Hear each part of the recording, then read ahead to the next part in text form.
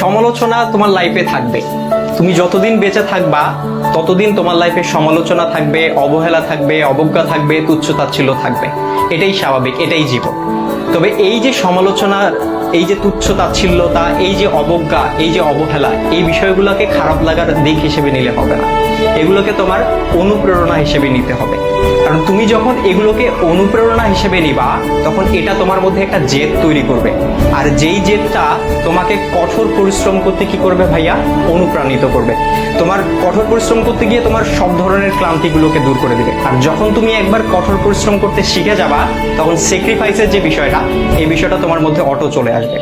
সুতরাং এই যে, আর সবকিছুর সাথে যদি বলো যে এই যে সমালোচনা, এই সমালোচনার পাশাপাশি জেদ, কঠোর পরিশ্রম, স্যাক্রিফাইস, আর এগুলোর সাথে যখন মেধার সংমিশ্রণ ঘটবে, তখনই তোমার স্বপ্নগুলো পূরণ হবে। সুতরাং সমালোচনাকারীর এই যে সমালোচনা, এই যে অবজ্ঞা, এই যে অবহেলা, এই যে তুচ্ছ